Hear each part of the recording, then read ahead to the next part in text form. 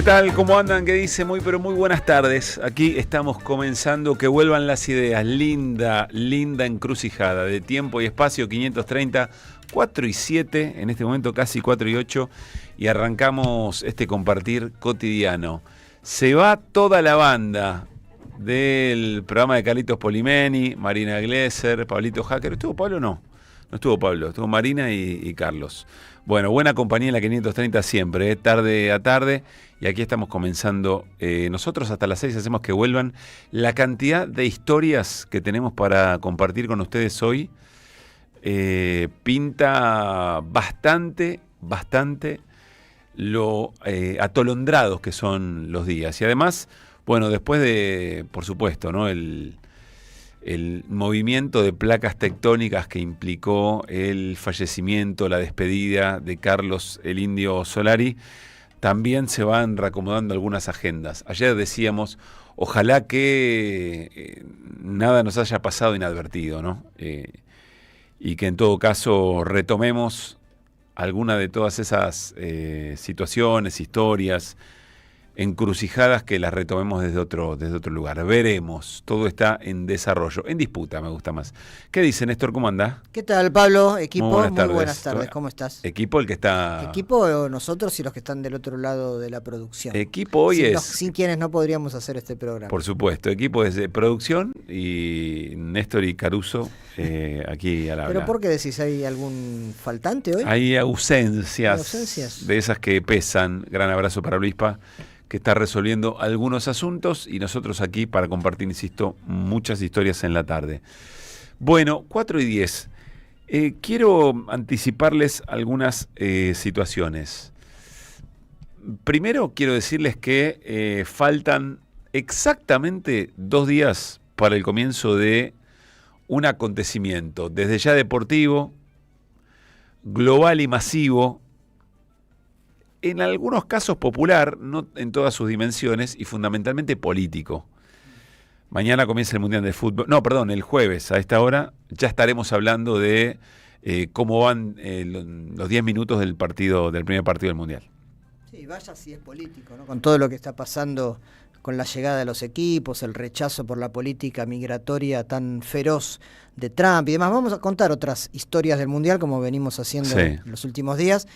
No voy a reparar en esa, pero hoy ha trascendido mucho el destrato y pésimo recibimiento de selecciones de otros países. Impresionante, muy repudiable todo, y se sabía que esto iba a pasar, y bueno, se verá cómo se desarrolla un mundial con un personaje al frente de ese país como Donald Trump, ¿no? El equipo de Irán va blindado por todas partes en Estados Unidos. A Senegal le revisaron los jugadores hasta las zapatillas cuando llegaban, bueno, todas historias de estas características, y sobre todo porque la mira está puesta también sobre Estados Unidos, mientras Donald Trump hace de las suyas, ¿no?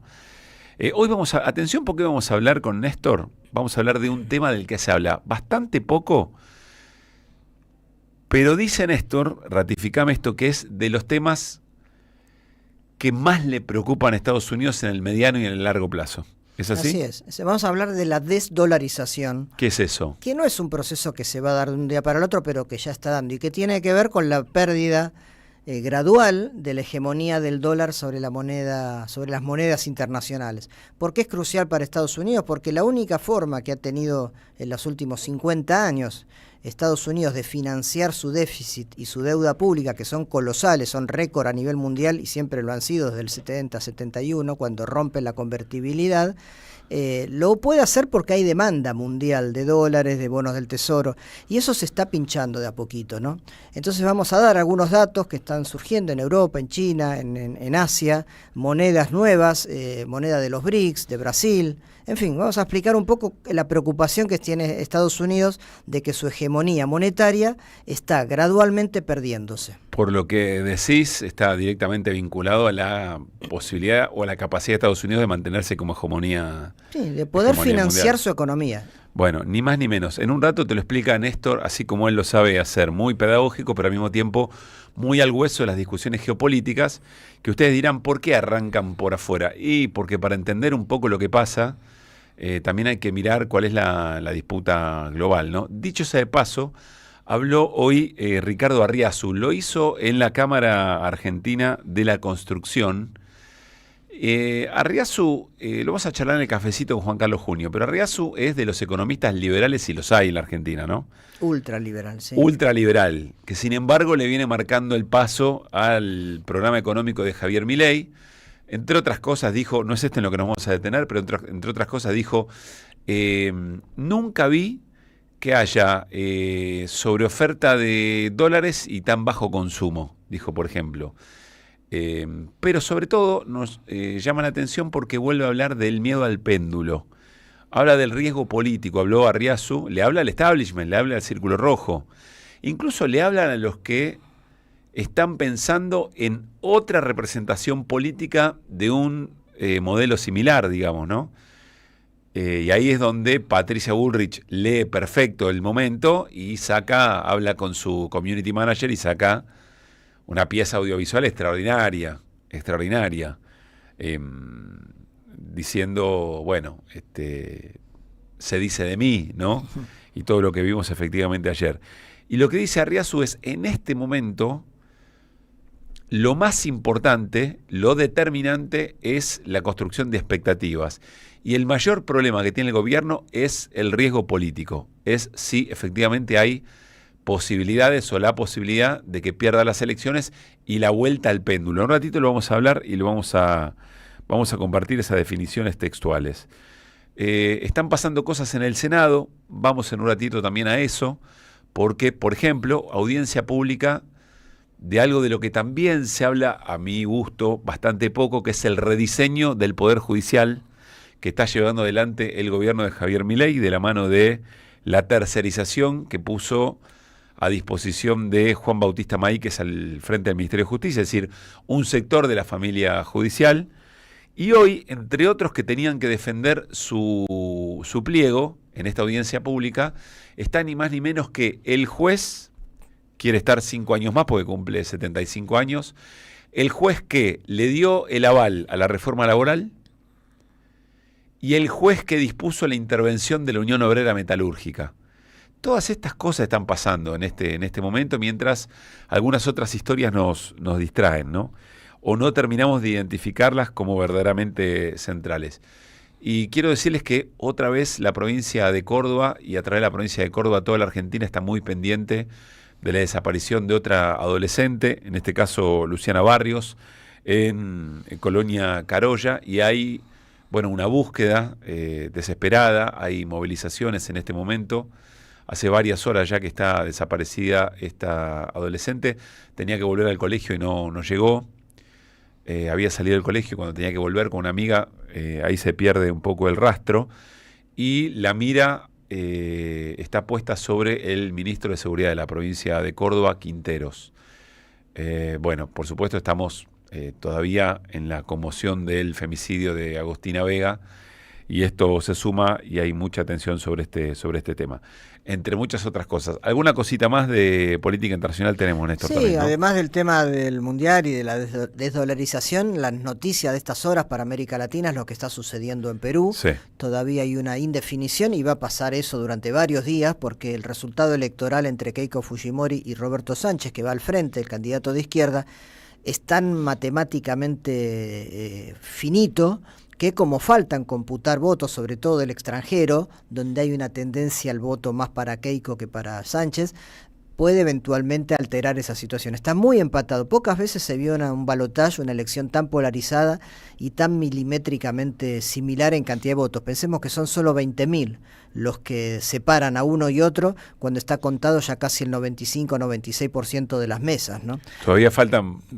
bastantes votos contar. Falta y no va a haber definición seguramente inmediata. Claro. Y pensemos que de acá a un mes y medio ya tiene que haber un cambio presidencial, ¿no? Así que va a haber un escenario similar, estoy recordando de los últimos casos, al de Honduras, cuando pasaron muchas semanas y mucha presión de Estados Unidos, pero para que ganara finalmente el candidato que ganó.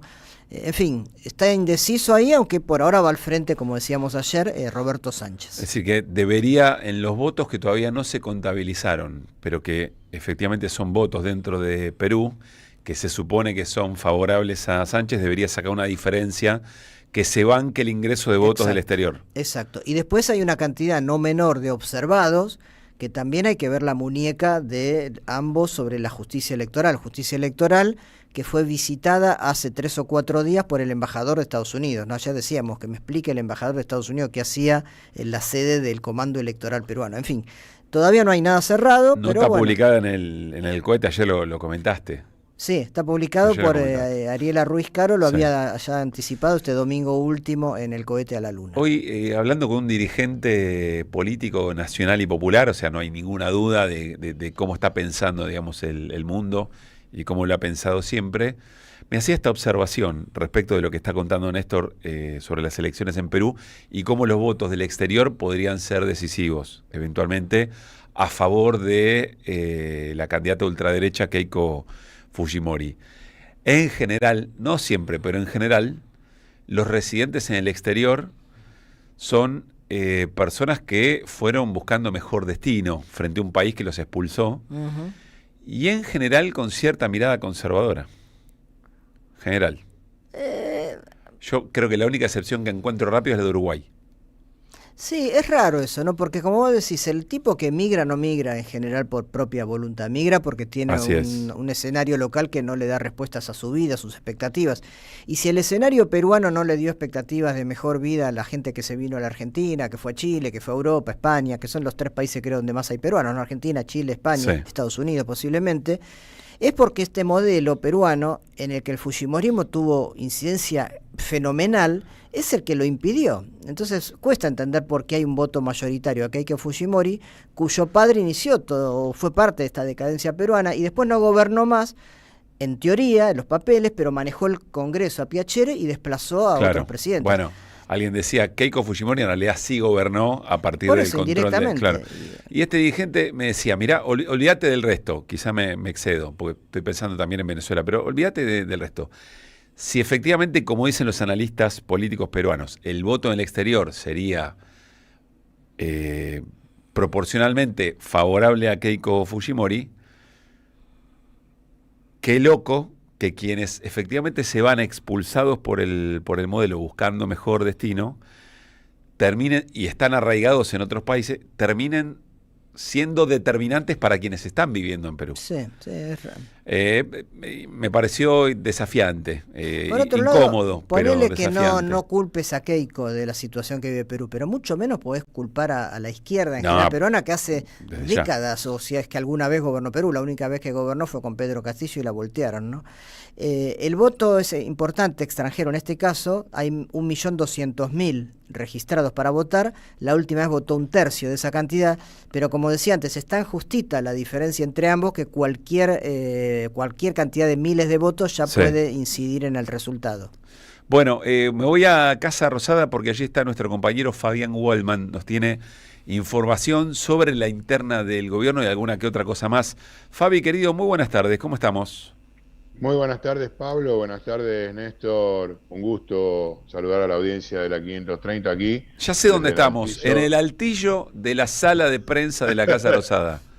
Sí, señor, en el altillo de la sala de prensa de Casa Rosada. Para quienes nos están siguiendo por YouTube, dicho sea de paso, vénganse para YouTube. Ustedes saben cómo es esto. A la comunidad de la 530 le hace muy bien que nos sigan, que nos den me gusta, incentiva el algoritmo, suscríbanse, muy importante. Eso genera mucha más difusión de las ideas que, ahora sí, estoy en estéreo, de las ideas que están, que compartimos aquí en esta casa. Para quienes nos están viendo por YouTube, reconocemos la pizarra de corcho que está detrás de Fabián Goldman, ya sabemos dónde queda eso, ¿no? Y los agujeros en el techo. Sí, está bastante venido a menos eso, ¿no? Absolutamente destruido está esto, no tiene ningún tipo de atención porque los periodistas, te hago un comentario, nos hacen entrar a la Casa Rosada por el acceso de de Balcarce 78, que es por donde ingresan las cartas y la correspondencia a la Casa Rosada y nosotros. Lo cual es Balcarce 78 es de la puerta de ingreso formal, en la que está más cerca de Hipólito Yrigoyen, digamos. Exactamente, sobre la esquina de Hipólito Yrigoyen. Ingresan las cartas, lo que está de acuerdo, porque nosotros somos los ensobrados del gobierno, entonces es lógico que nos hagan ingresar por el mismo lugar donde entra la correspondencia. Para que se acomoden. Efectivamente, Dicho esto, te muestro una foto, si la puedes subir ahora, Ale, A ver. de la medida que adoptamos ayer aquí en el frente de la Casa Rosada con el resto de los colegas. Sala abierta, periodismo encerrado, es la consigna bajo la que nos movimos ayer, con un cartel de 8 metros que de alguna manera trae que una cuestión que a vos te va a interesar, Pablo, que es ¿por qué no hay información de lo que todo el mundo quisiera saber que hace el gobierno en ningún medio? Claro. ¿Por qué no hay datos que se conozcan acerca de las acciones que llevan adelante los distintos funcionarios que están en la Casa Rosada? ¿Por qué hace 45 días que de lo único que se habla es de la interna? Bueno, justamente porque los que accedemos a esa información, que somos los que estamos aquí, habitualmente caminábamos los pasillos de la Casa Rosada y el patio de los Palmeras, ya no lo podemos hacer. Mirá el contenido de lo que habitualmente y todos los días se manejan ustedes mismos, los periodistas que no están ahora y no tienen contacto con lo que nosotros habitualmente vertimos, porque en definitiva acá hay colegas que empiezan a las 9 de la noche, a las 8 de la mañana, y otros que terminan a las 9, 10 de la noche cuando teníamos acceso a las fuentes. Hoy esa información no está, claro, y lo que falta en los noticieros. Bueno, independientemente pero de esto, es muy importante, esto es muy importante porque hace a la calidad informativa de la ciudadanía, digamos, ¿no? Decía, lo menciono siempre, nuestro querido amigo Germán Marcos, trabajó mucho tiempo en este programa, decía, el derecho a estar informado, el deber de saber y el derecho a estar informado, esas dos cosas que, bueno, cuando no hay colegas acreditados trabajando efectivamente allí, en acceso directo a las fuentes, se hace mucho más complejo, sin duda. A ver, Fabi. Y en un gobierno además, termino con esto, Pablo, que entre otras cosas tiene un verticalismo y un corte de lengua a aquellos funcionarios que se animen a decir algo, claro, o que lo dejen en sus teléfonos, con lo cual se agrava más. Bueno, déjame preguntarte esto, antes de la interna, déjame hacerte esta pregunta. Me parece que estamos todos muy ansiosas respecto del comienzo del Mundial, faltan 2 días, un poquito menos ya. ¿El que más ganas tiene que empiece el Mundial es Manuel Adorni, efectivamente? Y de alguna manera podríamos decir ¿Qué hay de cierto con que va a coincidir la presentación de la famosa declaración jurada con el arranque del Mundial? Así es lo que aseguraban por lo menos ayer a la tarde, aquí en la Casa Rosada, cerca del despacho del ex vocero, ex jefe de gabinete, podríamos decir. ¿Cómo ex jefe? No porque se vaya, sino porque no cumple esa función. ¿Okay? No es porque yo digo que se esté por ir a Adorni, ni mucho menos, no creo que se vaya. Eso es análisis político, ya no está coordinando el gabinete, decís vos. No coordina el gabinete ni tiene el respeto de sus pares como para efectivamente estar por sobre eso. Lo que de alguna manera sí dejaban trascender que esta semana va a estar presentada la declaración jurada de fuentes oficiales muy importantes, así que esperemos las próximas 48 horas a ver si esto se confirma y termina de dibujar este Picasso, este Miró, Adorni, para tratar de convencer no sé a quién que lo que consiguió fue en una manera legal. Hablando de fuentes también muy cercana al propio Adorni, ¿están convencidos de que no va a convencer a nadie esa presentación? Pero convencidos de que no va a convencer a nadie, ¿eh?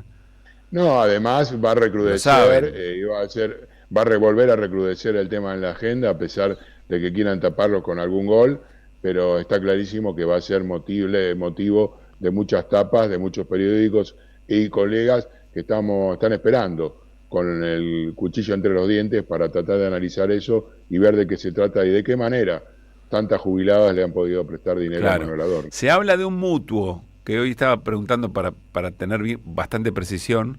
Es como si Néstor y vos, Fabián, se pusieran de acuerdo en que vos, Fabián, le prestás una suma muy importante a Néstor, en este caso. Que es tuya. Es tuya, en realidad. Bueno, vos se lo prestás.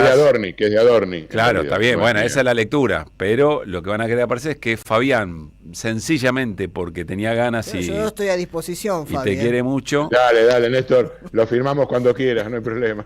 Ahora, tiene que ser alguien, primero, no puede ser empresario porque si es efectivamente empresario, como hoy alguien me explicaba, sería dádivas. Y tiene que ser alguien muy solvente, como para decir, sí, yo le tiré un palo verde a Dorni, qué sé yo, y porque me cae muy bien este muchacho.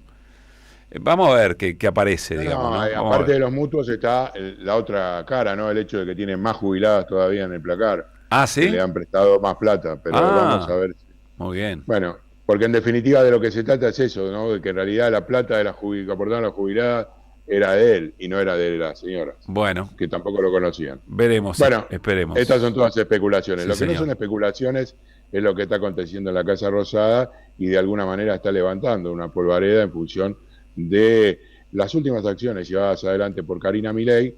No sé si podemos o no pasar el video de la acción política que llevó adelante en la Ciudad de Buenos Aires con la voz de la propia secretaria general de la presidencia y titular de La Libertad Avanza. No sé si lo podemos poner o no. Podemos. A ver, bueno, escuchémosla entonces. Dale. A Karina Milei.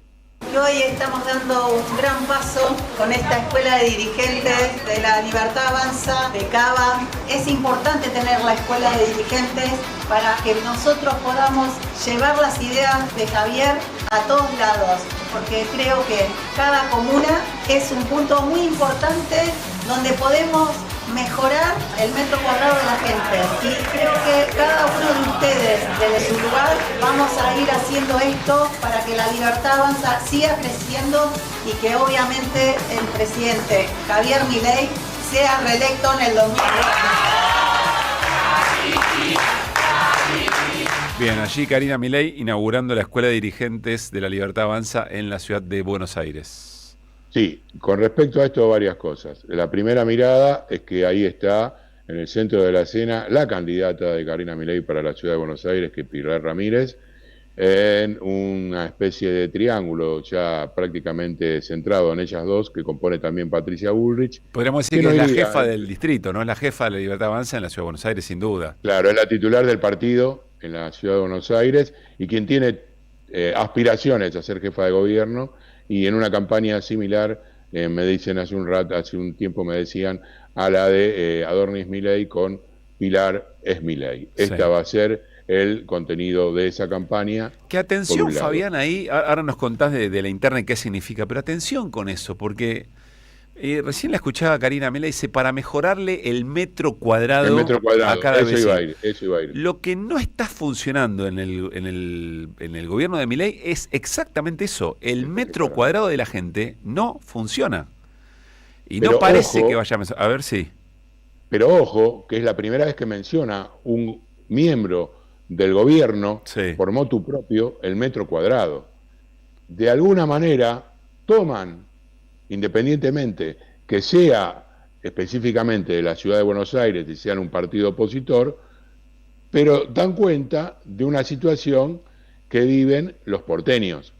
Y si esto lo llevas a cada una de las provincias y lo puedes extrapolar, no sería distinto al que podrían hacer en Córdoba, en la provincia de Buenos Aires, en Santa Fe. Y eso habla a nivel nacional de un reconocimiento, en definitiva, de que la gente no la está pasando bien, utilizando una terminología que no le era propia. Porque lo que ellos hablan es, en general, de que la gente aguanta el ajuste y porque está convencida que vamos hacia un paraíso. Y las ponderaciones estadísticas de la macro, ¿no? Claro. Que está muy lejos del metro cuadrado. Muy lejos del metro cuadrado. Coincido, mirá, no lo habíamos charlado, Fabi, pero coincido que el punto de atención puede ser ese, y recordemos al ministro de Economía, Luis Caputo, que viene diciendo, y creo que pronunció la frase textual hace unas semanas, ya no hay margen para que el equilibrio fiscal venga por el lado del ajuste, ahora tiene que venir por el lado del crecimiento. ¿No? Se lo dijo en una reunión de mesa política hace mes y medio, en aquella columna que había escrito Jorge Liotti en La Nación, revelando esta información. Bueno, a propósito de esto, el jueves hay reunión de mesa política nuevamente y ahí van a estar 3 de los contendientes en este gobierno en estos momentos. Estamos hablando de Karina Milei, Santiago Caputo y Patricia Bullrich. Cada uno desde su lugar es una parte de la interna. Y la cuarta, que no está en la Casa Rosada y ya fue excluida hace rato, por supuesto, es la vicepresidenta Victoria Villarruel. Claro. Bien. ¿Qué dicen desde alguna manera con este avance desde los libertarios? oficialistas. Estamos hablando de esto que lo denominaron, yo no conozco mucho de cómic, quizá del otro lado sepan un poco más, Néstor, pero lo denominan equipo Rocket a los miembros de las fuerzas de Karina Milei, porque entiendo que siempre fueron perdedores. Y así lo llaman desde la Fuerza del Cielo. Equipo Rocket. La verdad equipo Rocket, me perdí sí. ahí. Equipo Rocket. Néstor, equipo Rocket, búscalo. A ver. Búscalo. Pero lo que sí está claro es que hay una contienda por el espacio en las redes. Y esa discusión, ese debate, es el que de alguna manera quiere emprender Karina Milei con un conjunto de personalidades y representantes que están dentro de su espacio, como Santiago Oría, sí, como el propio Iñaki Gutiérrez, y otros que están dentro de ese lugar, en contra de las fuerzas del cielo. Ahora bien, las fuerzas del cielo, que son encabezadas por Santiago Caputo, que tienen como referente fundamental en las redes al Gordo Dan, miran esto con algo de desprecio directamente y les dicen, no nos preocupa, ustedes si tienen mayor capacidad que nosotros, por lo bajo te dicen, no la tienen, nos van a ganar ese lugar, pero está más que claro que lo que ha trabajado en las redes y lo que ha conseguido Santiago Caputo para Karina Milei, para Javier Milei, es difícil que lo puedan llevar adelante los propios hermanos. Pero esto es un dato. Mirá, no, seguramente está mal porque es inteligencia artificial, es la inteligencia artificial de Google. Dale. ¿No? El equipo Rocket, conocido mundialmente como Team Rocket, es la organización criminal principal de la franquicia Pokémon. Su objetivo es robar y explotar Pokémon raros para obtener ganancias financieras y dominar al mundo bajo el liderazgo de su jefe. Y hay un uso coloquial de la cultura pop y política, agrega. Dice, debido a la naturaleza de la serie animada, la frase equipo Rocket se utiliza a menudo de forma coloquial para describir a un dúo o grupo de personas que actúan juntos en actividades ilícitas. Son torpes en sus fechorías o que parecen estar aliados en un complot. Bueno, a mí me cierra todo. Todo, tildo no todo. Queda nada afuera. Tildo todo. No queda nada afuera. Bueno, Fabi, si tenés alguna información más, si querés volvemos en algún momento. Bueno, como ustedes quieran, pero sí, decirte que por acá hoy, mirá cómo será el tema de la información, que desde lugares que antes era inusitado que nos anticiparan reuniones con gobernadores, ya lo empiezan a hacer, como del Ministerio del Interior, sí, que no tienen contacto con nosotros, y hoy, por ejemplo, nos avisaron que iban a recibir, que ya pasó y sucedió la reunión con el gobernador de Río Negro, Santa Cruz, Rolando Figueroa, de Neuquén. De Neuquén, claro. Sí, y con nunca bien ponderado Raúl Jalil, que debe estar llegando por estos minutos, que tiene más visitas a la Casa Rosada que un monje a un templo. También dato político importante, después vamos a volver sobre esto, porque yo creo que el debate de fondo político en este momento es el tema de las primarias, de las PASO, primarias abiertas, simultáneas y obligatorias, que el gobierno quiere eliminar para perjudicar a la oposición, a la posibilidad de la oposición de generar una interna que la transforme en algo más fuerte y más sólido, como ha pasado históricamente con las PASO y las oposiciones. Bueno, Fabi, volvemos en cualquier momento. Gracias, gracias por la información. Chao. Fabi Waldman, 4:36. De 16 a 18. Que vuelvan las ideas. Siempre. Están pasando demasiadas cosas raras. Pero hay una radio que nunca se apaga. No te dejes desanimar. Prende la radio. Prendete. AM530. 20 años. Somos radio. Somos comunidad. ¿Querés arrancar la mañana bien informado? ¡Rompelo! InfoSiberia, las noticias en tu celular. Manda un mensaje de WhatsApp al 1128679078 y recibilo gratis todas las mañanas. InfoSiberia, las noticias en tu celular. No seas como los demás. Manda un mensaje de WhatsApp y recibilo gratis todas las mañanas. 1111, el periodismo con opinión que faltaba en la televisión. De lunes a viernes, 21 a 30, 11:11, por AR12, periodismo con opinión. Tronador, agua mineral, botellones y dispensers para el hogar y la oficina. Hacé tu pedido al 4201-2627 o mandanos un mail a info@aguatronador.com.ar. Tronador, agua de mesa envasada. 12 de octubre 632 en Avellaneda. Alimentos cooperativos. Producción y comercialización de productos cooperativos y de agricultura familiar. Envíos a todo el país. Por pedido, envía tu mensaje al 11 34 31 2928. Seguinos en Instagram como @alimentos cooperativos. Nuevo en Ediciones Continente.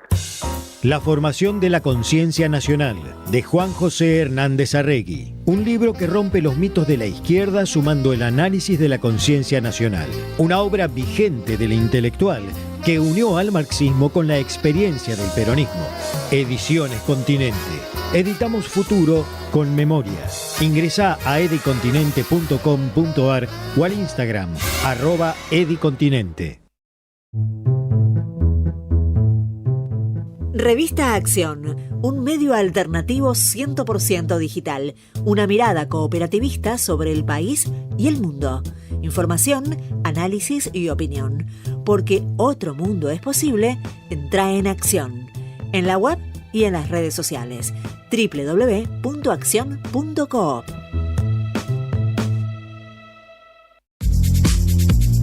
De 16 a 18, AM530. Somos Radio. Que vuelvan las ideas. Pablo Caruso, Luis Pablo Giniger, Néstor Restivo, Mariano Hamilton. Vuelven en ideas siempre. Siempre.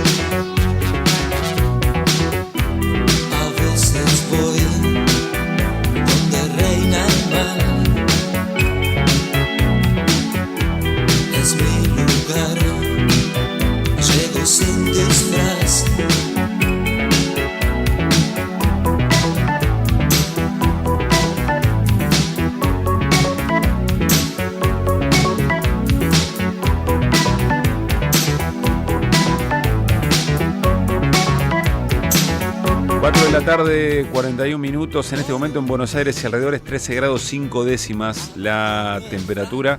Para el resto de la jornada mayormente nublado. Sigue ahí encapotado el cielo. Che, qué cosa. Hace bastante no tenemos un día de sol pleno, ¿no? Mañana miércoles, mínima 10, máxima 15. También mayormente nublado durante toda la jornada. En un rato nada más, además de las perlitas del Mundial que trae Néstor, tenemos los 11 que más que probablemente pare Scaloni frente a Islandia. El partido de hoy a las 10 de la noche, segundo amistoso del seleccionado nacional antes de su debut en el Mundial de Estados Unidos, México y Canadá. Argentina juega el primer partido el día martes, ¿verdad? Martes a las 2 de la tarde, frente a Argelia. Va a ser el debut. Bueno, quiero que empecemos a conversar sobre algo que me parece nos tiene que tener más que atentos y atentas, porque se juega en un plano global, Y además me da la sensación que son cosas que, vieron como solemos decir que la inteligencia artificial avanza muy aceleradamente. Se ha comparado el impacto en términos globales, políticos, sociales y económicos de la inteligencia artificial con la revolución industrial, pero en un tiempo mucho más corto, que cuesta asimilar además al resto de los esquemas productivos de los países. Y yo quiero agregarle algo más, que por supuesto, por esa misma razón, la política también va tratando de entender algunas cuestiones cuando efectivamente quienes están observando y de alguna manera volanteando sobre todo esto están tomando decisiones muy aceleradas, pero el debate público queda muy por detrás. El debate público está muy por detrás de estas cosas. Y entonces nos encontramos en las últimas horas, primero con el presidente el presidente Javier Milei en el Financial Times, el diario británico muy influyente en términos económicos, si no el más, mostrando a la Argentina como un lugar para que los tecnomagnates vengan a hacer efectivamente negocios con todo tipo de facilidades. Alguien me decía, ojo, no hay que mirar Milei está ofreciendo lo que va construyendo en distintos planos de las nuevas regulaciones. El superrigui, la reforma laboral, la ley de sociedades, de la que también se habla bastante poco. Y esa nota en el Financial Times, con colaboración de Federico Sturzenegger, el ministro de Regulador en la Argentina, aparece un escritor muy influyente, israelí, que tiene muchos libros y además con superventas en el mundo sobre estos temas, Yuval Noah Harari, que hace una advertencia, cita la nota de Javier Milei en el Financial Times y dice, para resumirles, miren que esto es muy peligroso, lo que está planteando el presidente de la Argentina. ¿Cuál es nuestra sensación y por qué vamos a hacer la nota, o qué tipo de nota vamos a hacer a continuación? Que efectivamente el debate público está muy por detrás. Que nosotros no entendemos todavía muy bien de qué estamos hablando, cuáles son los riesgos, aunque el nombre Peter Thiel nos parezca un poco más familiar, la sensación es que nos cuesta todavía en la conversación saber qué es lo que tenemos entre manos. Está en línea Natalia Suazo, ella es periodista, se especializa en política tecnológica y en gobernanza digital, trabaja esos cruces entre tecnología, democracia, derechos humanos, licenciada en Ciencia Política por la UBA y magíster en Periodismo por la Torcuato Di Tella. Natalia, soy Pablo Caruso con Néstor Restivo en Que Vuelvan las Ideas, te saludamos. ¿Cómo estás? Hola Pablo, Néstor, gracias por invitarme. Gracias por este rato, disculpas la introducción, pero queríamos darle un poco de contexto a todo esto. A ver si nos puedes ayudar, ¿no? Insisto, ¿qué es lo que tenemos entre manos? ¿Qué es lo que está pasando acá? Tenemos mucho marketing, tenemos mucha necesidad de que vengan inversiones a cualquier precio, y tenemos algo que no existe en ningún lugar del mundo, ni siquiera en los países que, bueno, podríamos considerar autocráticos, autoritarios, es decir, en todo el mundo la regulación de la inteligencia artificial y cómo poner límites a esta expansión tan acelerada que vos mencionabas, es un debate. O sea, no hay ningún país del mundo en donde esto no se esté debatiendo o donde haya ya regulaciones. En América Latina ya hay concretamente regulaciones en Perú, Brasil, otros países, incluso El Salvador tiene regulación, ahora les puedo contar cómo es, pero digamos, China tiene regulaciones, todos los países asiáticos, países africanos están avanzando. Desde la UNESCO en 2021 se aprobó una recomendación de ética de la inteligencia artificial. Yo trabajo hace muchos años también como consultora de la UNESCO. Esta recomendación fue aceptada, fue adherida por la Argentina. Por supuesto no es vinculante. Y incluso en la misma Argentina tenemos como 30 proyectos de regulación de inteligencia artificial presentados, todos muy distintos. Uh-huh. Cierro una primera idea. No hay una regulación unívoca para la inteligencia artificial. Hay muchas formas de regularla. Lo que es seguro es que sabemos efectivamente con muchos ejemplos, te puedo dar ejemplos, que la inteligencia artificial dejada sin supervisión humana, que es lo que se está proponiendo ahora, tiene muchos riesgos en términos de derechos humanos y en términos de responsabilidad. Pongo un ejemplo. Hace unos meses se conoció que había un joven que le había preguntado a ChatGPT por formas de quitarse la vida. ChatGPT le dio un par de ideas, él buscó un par de cosas y finalmente el chico se terminó suicidando. Hoy existe en el estado de California un proceso legal, que todavía no terminó, para ver quién es el responsable ante esa decisión. ¿Es el programador? ¿Es la empresa? Es decir, OpenAI. La empresa, por supuesto, dice que es una herramienta y que el chico ya tenía problemas desde antes. O sea, perdón, el modo en que lleva adelante su propia muerte, el suicidio, es en función de lo que le responde el agente de inteligencia artificial. Ok, ahí entendí. Exacto. Tenemos otros casos, hablando de quién tiene la responsabilidad, que me parece que aquí está el centro del tema, en donde se han redactado sentencias judiciales con inteligencia artificial. En esos casos lo que está diciendo la jurisprudencia reciente es obviamente que la responsabilidad es del juez que toma una decisión en base a lo que le dice la IA, pero finalmente una responsabilidad para las decisiones que tomamos con la intervención de inteligencia artificial tiene que existir. Y eso es un debate en cualquier país del mundo en este momento y en cualquier legislación en este momento. Entonces, supervisión y responsabilidad son dos palabras que en cualquier lugar en donde esté avanzando este tema son importantes. Claro. A ver, Natalia, primero te pregunto algo específico que aparece en la nota publicada por el presidente Javier Milei y luego en la respuesta o en el cuestionamiento de Harari y que está en la ley de sociedades, que es esto de las corporaciones no humanas. ¿Qué es exactamente eso? No sabemos porque no existen. Gran respuesta. Sería la primera vez en el mundo que existiría. ¿A qué le apunta, digamos? Para mí le apunta a una idea de marketing, de decirle a todas las personas, por ejemplo, en Europa, que hay muchísima regulación sobre estos temas, incluso hay una ley específica para la inteligencia artificial, que dice, bueno, esto no lo puedes hacer porque es muy riesgoso, por ejemplo, reconocimiento facial en tiempo real no podés hacer porque es muy riesgoso, pero esto sí lo puedes hacer con tales intervenciones, etcétera. En Europa hay una discusión que es, bueno, no es nueva, pero es mucha regulación nos va a frenar la innovación, ¿no? Claro. Que por supuesto... Ese concepto no es nuevo, es cierto. Es viejísimo. Claro. Es viejísimo. Ese y el de no les exigimos que se pueda... Todas las facilidades en términos impositivos y de flujo de divisas, ahí no hay novedad, digamos. No, pero ya tenemos experiencia, por ejemplo, en la industria aeronáutica. Si no tuviéramos regulación para la industria aeronáutica, bueno, los aviones chocarían, la gente se moriría, etcétera. Bueno, los aviones son tecnologías. En general, después de un tiempo, las tecnologías tienen algún tipo de regulación a medida que van avanzando y van ocurriendo riesgos. Sí.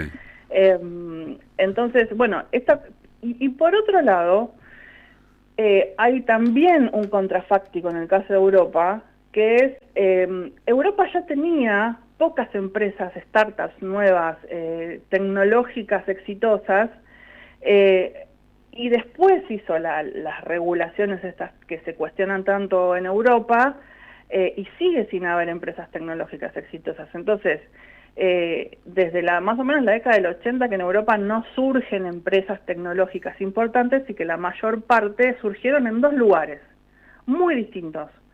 En Estados Unidos, que tiene un modelo pro mercado, el mercado orienta las decisiones y el Estado se mete muy poco, y en China, un lugar en donde el Estado orienta fuertemente las decisiones y además regula muchísimo. Entonces, las tecnologías surgen con o sin regulación, por una serie de otras razones.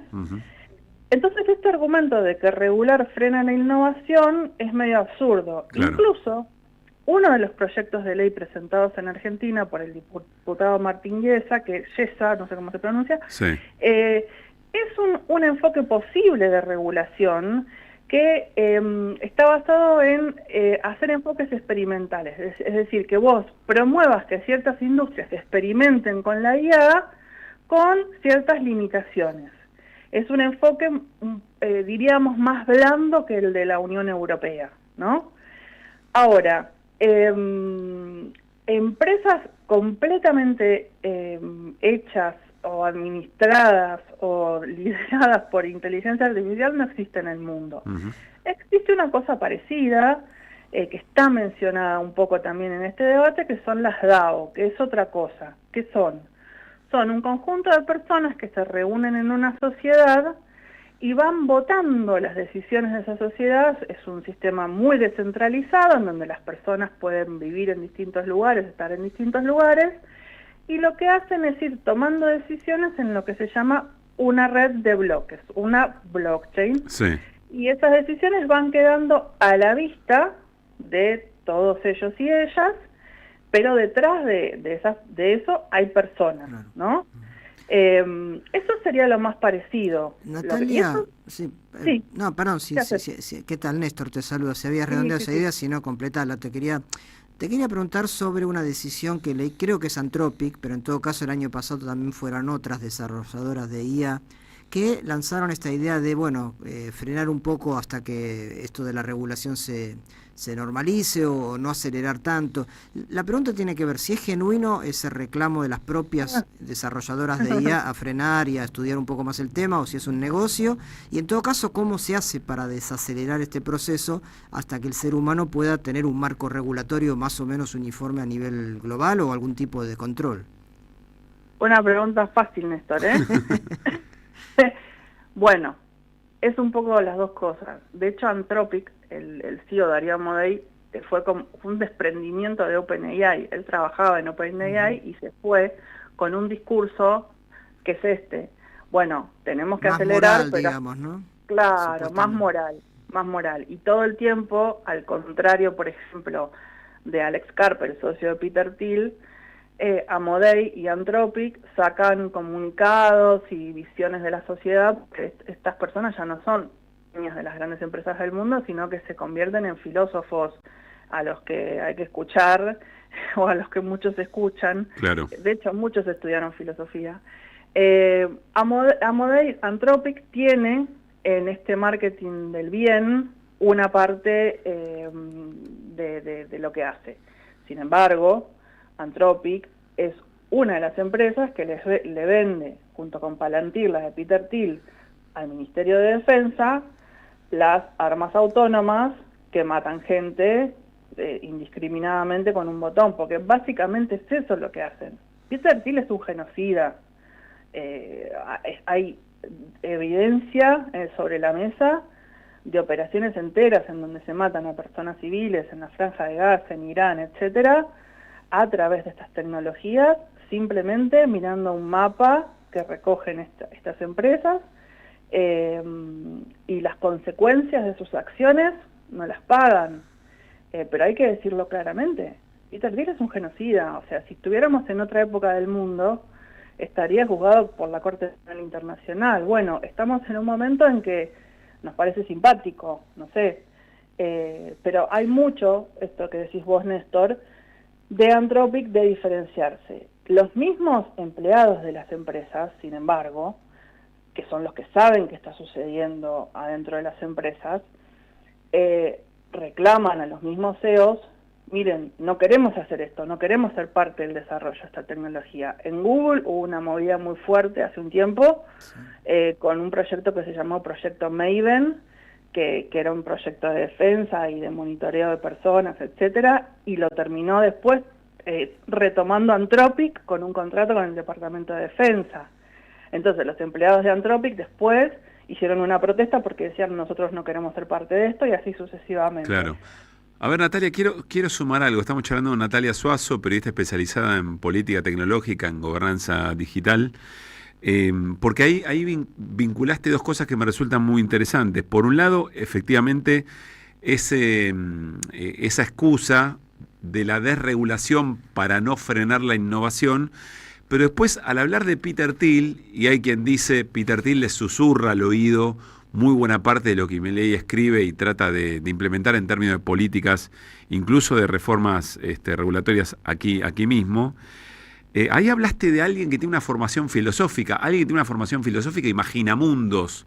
trata de construir esa realidad, y si, sobre todo, vos lo llamaste genocida, me parece una definición muy, muy fuerte, y que nos desafía por completo, pero además estaba escuchando un analista estadounidense que dice, che, guarda, no se coman la galletita de que Peter Thiel se va a la Argentina porque en realidad cree que Estados Unidos va a fallar. No, Peter Thiel está buscando distintos lugares en el mundo, ya lo viene haciendo, para usar medios de laboratorio para construir ciudades o eventualmente sociedades un poco esas que está imaginando casi tecnocorporativas. Entonces ahí refuerzo un poco la pregunta de Néstor. Si esto es lo que tenemos entre manos, entonces ya no es que hay un momento de la humanidad en que reflexiona, hay una disputa de poder contra estos tipos. Debería. Perdón, sobre algo que no terminamos de entender todavía, ¿no? Estoy escribiendo mi próximo libro, entre medio los atendí, en donde tratamos de entender eso, ¿no? Estoy tratando de ponerlo en palabras, lo cual es muy difícil, pero... Claro. Hoy estos dueños de la tecnología son parte fundamental, voy a usar un concepto viejo, del aparato militar industrial de Estados Unidos. No hay otra forma de verlo. Es más, hoy los fondos de inversión, los fondos de riesgo más importantes de Estados Unidos están invirtiendo en estas compañías, y además sus ejecutivos al mismo tiempo están siendo contratados por el Departamento de Defensa para esto. Hace unos días leía una nota de Eugene Morozov, que es un filósofo que se dedica a estas cosas, y decía, si no fuera por esta nueva sociedad que armaron los grandes magnates tecnológicos con el Departamento de Defensa de Estados Unidos, estarían en sus oficinas de Park Avenue diciendo qué mal que va Estados Unidos, nos va a superar China. Pero encontraron, de alguna manera, en esta alianza, en esta nueva alianza, un horizonte, una política industrial tecnológica con la cual ganan plata, con la cual siguen creyendo que están en el horizonte del mundo, que tienen poder en el mundo y que de alguna manera no están perdiendo la carrera por la hegemonía global. Al mismo tiempo, China está construyendo lo que se llama la ruta de la seda digital, que es convertirse en proveedor de infraestructura de los países del sur global, que son los que tienen la mayor cantidad de habitantes y son los que hoy más están creciendo en términos de PBI, pero de una manera más, entre comillas, silenciosa, ¿no? Claro. Pero esto está sucediendo. Y bueno, ¿cómo limitamos esto? ¿Cuál sería el límite? Bueno, estamos en eso, los que trabajamos en estas cuestiones, las organizaciones internacionales. Ahora, a fin de mes, hay una convención en Ginebra sobre inteligencia artificial con distintos organismos internacionales convocados por Naciones Unidas. Esta mañana acabo de leer y firmar un comunicado de varias organizaciones que van a presentar en esa conferencia un reclamo contra el avance de la tecnología como herramienta militar sin supervisión humana y los genocidios que eso está causando. Busquen Operación Lavender en Google, miren lo que está sucediendo ahora en los últimos años. ¿Cómo se escribe? ¿Cómo se deletrea, Natalia? Lavender, como lavanda, pero en inglés, Lavender. Bien. Busquen ese caso, está sumamente documentado. Bueno, y alguien tiene que decir esto está mal. Por ahora, la que venía diciendo esto está mal mayormente era Europa. Pero en Europa, cuando buscan regular para que esto no siga avanzando, sí, está esta cuestión de estamos poniéndole un tope a la innovación, y por otro lado también está la cuestión de que los propios países sienten que si no se suben a la carrera de la inteligencia artificial se quedan atrás. De hecho, Macron convocó el año pasado a una conferencia que se suponía que iba a ser la conferencia en donde se iba a discutir cómo frenar esta locura, y finalmente esa conferencia fue un anuncio de Macron de que iban a invertir no sé cuántos millones en inteligencia artificial. Es largo el tema, sé que seguramente tenemos que ir cortando, pero bueno, espero haber ayudado. un poquito. Por supuesto, y de hecho, metele pata con el libro, Natalia. Sale en noviembre, si todo sale bien, sale en noviembre. No, yo estoy pensando, claro, Natalia Suazo está escribiendo algo que va a salir en noviembre, y en el medio se van a dar una enorme cantidad de decisiones, avances, etcétera, que vas a tener que encontrarla, que incorporar de alguna manera. Bueno, a ver, gracias. Ahí donde interrumpiste la escritura del libro, en un paréntesis, acá atendí a que vuelvan las ideas, para que nos ubiquemos en tiempo y espacio. Siempre me pasa lo mismo, es muy difícil escribir mientras esto está sucediendo, pero la verdad es que en mis otros 2 libros anteriores no me había pasado semejante nivel de locura. Claro. En Argentina en particular, pero en el mundo. Estamos viviendo al mismo tiempo que este cambio tecnológico, un cambio geopolítico inmenso, y no es que les cuesta a ustedes, nos cuesta a todos. Y en esa incertidumbre en la que todos vivimos y nos volvemos locos, la tecnología parece darnos alguna certeza, parece decir, yo puedo predecir, yo puedo darle certeza. Es mentira, claro. Puede predecir. Viene Nietzsche y nos recuerda, Dios ha muerto, entre otras cosas, ¿no? Exacto. Natalia, gracias de verdad. Valoramos muchísimo tu tiempo y la pedagogía para explicarnos estas cosas. Abrazo. A ustedes, un abrazo. Natalia Suazo, periodista especializada en política tecnológica y gobernanza digital. Miren, quiero hacer un paréntesis muy importante porque hay muy buenas noticias que vienen de Córdoba. Apareció la adolescente a la que se estaba buscando, apareció sana y salva. Está hablando en este momento el ministro Quinteros, el ministro de Seguridad, muy cuestionado. Vamos a escucharlo. De salud, y ahora está en el hospital atendiéndose. La familia pide respeto por su privacidad, estamos hablando de una niña de 15 años, una menor, con lo cual vamos a preservar a partir de ahora que pueda recuperarse. Ya está su mamá, personalmente le di la noticia a la mamá. Quiero agradecerle fundamentalmente a la policía de la provincia de Córdoba, a todos los bomberos de la provincia de Córdoba que vinieron a colaborar en la búsqueda, al Ministerio Público Fiscal, al doctor Monti del Ministerio Público Fiscal que llevó adelante la investigación, por supuesto al Ministerio de Seguridad de la Nación que inmediatamente la Fiscalía le notificó esta cuestión. Primero hicieron el alerta de búsqueda, luego el alerta Sofía. Acabo de hablar con la Ministra de Seguridad de la Nación, Alejandra Monteoliva, para agradecerle que puso a disposición todos los recursos. Luciana está bien, está sana y está salva. Bueno, allí la palabra del ministro de Seguridad de la provincia de Córdoba, Quinteros, insisto, muy cuestionado respecto de todo lo que pasó con Agustina Vega, los tiempos que no se cumplieron y varias otras cosas más, dónde estaba en el momento que había una búsqueda desesperada. Más allá de eso, la buena noticia, insistimos, ya habrá tiempo para analizar otras cosas, es que esta adolescente de 15 años que estaba siendo buscada desde anoche, si no me equivoco, desde anoche o un poco más incluso, apareció sana y salva. Nada, buena noticia, insisto, después veremos detalles. 5 y 5. De 16 a 18. Que vuelvan las ideas. Siempre. En AM530 pasan muchas cosas. Y todo lo que pasa está en la red. Somos Radio AM530 en Facebook. Entérate de lo que pasa. AM530. Somos redes. Somos radio.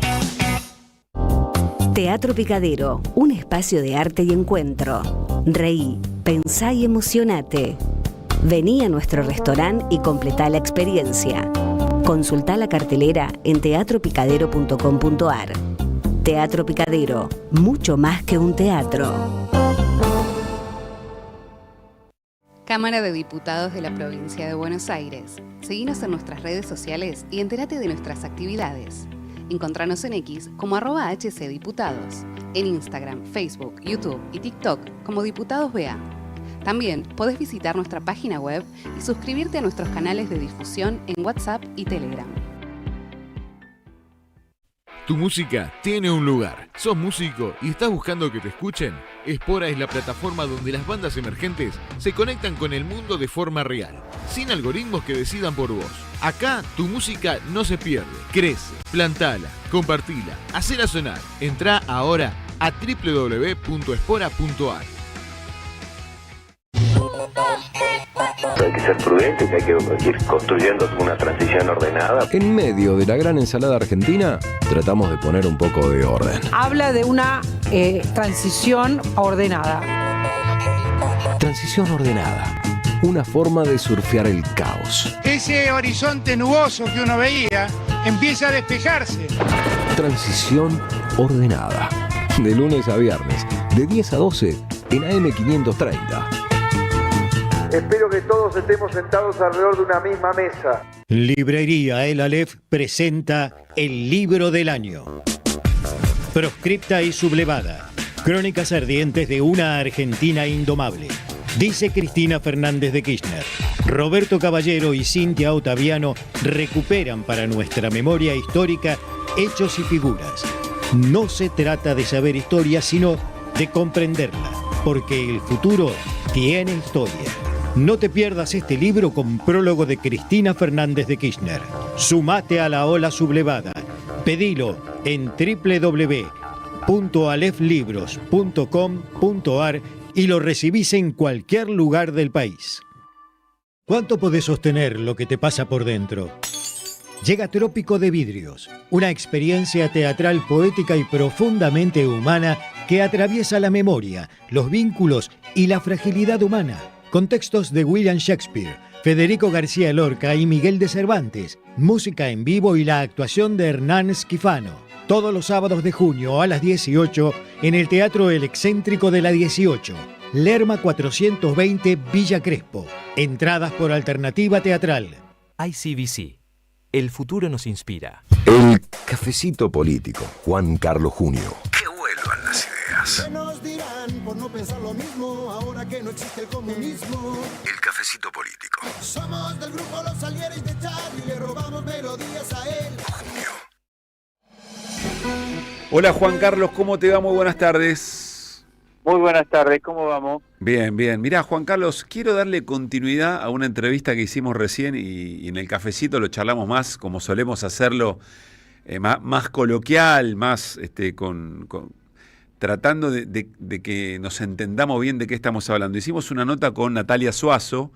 Ella es una colega especializada en política tecnológica, en gobernanza digital, por todo el tema respecto de este cambio de paradigma tan importante que trae el desarrollo de la inteligencia artificial.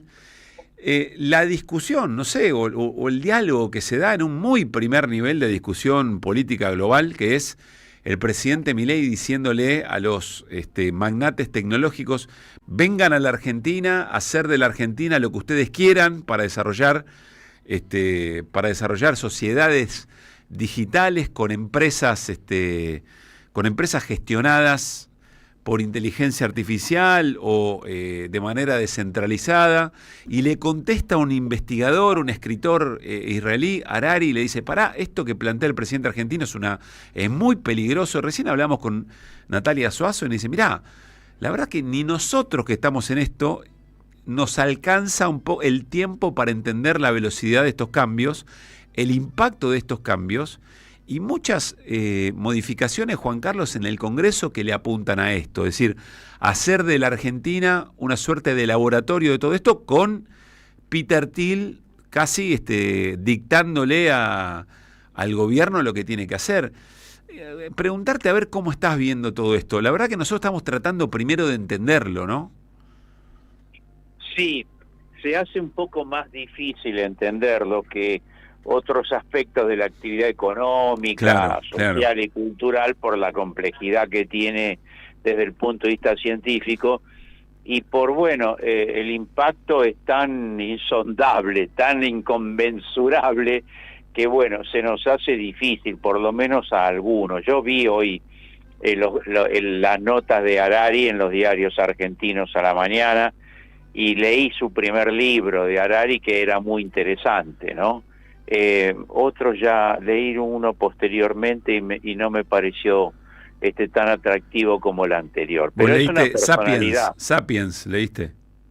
No, es una historia cultural desde los Sapiens, pero no me acuerdo si era muy el bien, bien. No, el título creo que era otro, ¿no? Bueno, es no importa. Muy conocido, el primero. Él en realidad se hizo muy famoso por ese primer libro. Bueno, Ahora bien, yo creo que... Homo Deus, ¿no es? No, tampoco. Puede ser. No lo intento más, no te preocupes. Puede ser. No me acuerdo bien. Me suenan todos porque yo los tuve en la mano a todos. Yo voy a las librerías y miro y manoseo los libros y las contratapas, entonces... Bueno, está bien, pero mira, aún así, habiendo leído y más o menos sabiendo de cuáles son los desafíos que efectivamente plantea, es de difícil abordaje hasta para la dirigencia política para entender por dónde tiene que ir la regulación eventualmente, o la discusión pública incluso. Sí, pero eso creo que si hubiera un debate serio, encauzado, con personalidades que asesoren, y con enfoques políticos que podrían ser diversos pero serios, entonces como cualquier cosa de alta complejidad puede ser abordada. Creo que lo impulse Milei y este gobierno no genera ninguna posibilidad de un debate serio, de abordar el tema, esta plataforma para un mínimo debate. Llama la atención que Harari se haya decidido a polemizar con nuestro presidente, que no tiene ninguna entidad cultural, científica ni política. El hecho de que aquí haya sido elegido presidente de la nación y tenga legitimidad de origen y esté haciendo lo que haga no quiere decir que tenga entidad cultural y política para plantearlo, pero él en esto actúa como muchas otras cosas, con una temeridad y con una falta de sustento, ¿cómo diría?, científico, inclusive económico y financiero. Es capaz de decir las cosas más aventuradas, nosotros ya lo conocemos. Entonces, pensar en que en una cosa de esta complejidad y de esta envergadura podemos hacer un debate alrededor de la iniciativa de Milei, francamente creo que no. Pero Juan Carlos, a ver, yo no va, creo que no lo que se digo puede. La verdad que no. Harari tiene sus puntos de vista, tiene una corriente muy muy específica. No me parece para nada que esté pensando en revoluciones. Ni en una acá tenés los pibes para la liberación, ni mucho menos. Así es. Lo que digo es, se está dando ese nivel de discusiones y no estamos muy afuera de ese debate. Así es. Muy criticado Juan Grabois por haberse reunido con Peter Thiel. Yo la verdad me gustaría primero escucharlo a Juan Grabois, saber cuál fue su intención. Me da la sensación que es alguien que está tratando de entender de qué se trata. Para saber, no pude conversar con él, ni le escuché a él reflexionar sobre esa charla que tuvo. Pero a priori me parece que tenés que entender de qué va la cosa. Y en el medio de todo eso, esas modificaciones de leyes de sociedades, el super RIGI, etc. La verdad que da para pensar que alguien lo está queriendo zarpar al presidente argentino con toda su voluntad, por otra parte, para hacer de Argentina un gran laboratorio de estas cosas. Es que creo que es eso, un laboratorio y un experimentos que en otros países no se pueden hacer. Acá lo que se está haciendo, por ejemplo, el ejército y la marina norteamericana con el mar argentino, la Antártida, los ingleses con Malvinas, la pesca, infinidad de cuestiones, ejercicios militares, que compra de material militar, todo eso es una chantada, es una cosa temeraria de dejar de lado todo tipo de legislación defensiva, legislación que cuide la ecología, legislación que cuide la vida del pueblo. Entonces todo esto yo lo pondría también en el nivel de un gobierno absolutamente temerario e irresponsable. No tiene nada que ver con Harari, eso es lo que quería decir. Harari es un tipo serio, respetable, un gran personaje, más que nada literario, digamos, hasta donde yo sé, ¿no? Pero lo del presidente argentino, ¿cómo se puede agarrar eso? ¿Cómo se puede concebir? Yo más bien diría, pasó Harari, que insisto, no es ningún revolucionario, y dijo, guarda con lo que están haciendo en Argentina. Sí, eso sí, porque yo no niego que pueda ser peligroso la temeridad de Milei. No niego que pueda ser peligroso su temeridad. Es capaz, es capaz de cualquier cosa. Yo lo afirmaría, y de meternos francamente. en cualquier lío gravísimo este hombre. Ya lo estuvimos viendo cuando se mete en un conflicto gravísimo como el de Medio Oriente ahora, y nos mete y se va y se transforma en subordinado de Estados Unidos y de Israel, y agrede a los iraníes, agrede a los libaneses, entonces lo mismo pasa con esto, y liquida nuestra energía atómica, y quiere liquidar Bariloche. Sí. En este caso da la sensación que es algo que nos está pasando por arriba a muchos y a muchas, y no solamente con una mirada generalista, sino los propios especialistas. Y uno empieza ahí a preguntarse cuáles son las defensas, digamos, ¿no?, para una situación así. Estaba leyendo a algunos analistas que plantean que el nuevo elemento disuasorio, así como lo fue el desarrollo del armamento nuclear en algún momento, es efectivamente este tipo de evoluciones de la inteligencia artificial. Recién hablaba Natalia Suazo sobre el rol de China y la competencia también con Estados Unidos. De un revival del aparato industrial militar histórico de Estados Unidos, pero ahora asociado a la IA. Y nosotros tratando de ahí de entender de qué va, porque un tipo como este se te muda a Barrio Parque.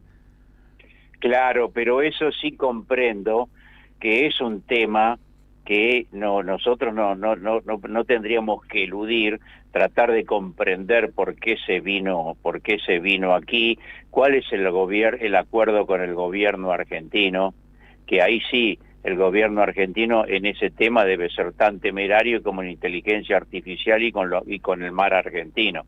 El gobierno argentino, yo digo temerario para no decir absolutamente irresponsable e ignorante de las consecuencias de sus propios actos.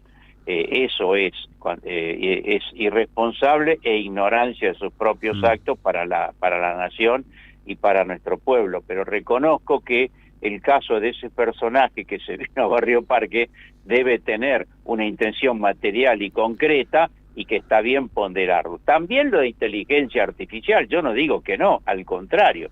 Y por algo Harari, uno tendría que inferir también, polemiza con este tipo. Yo no lo subestimo.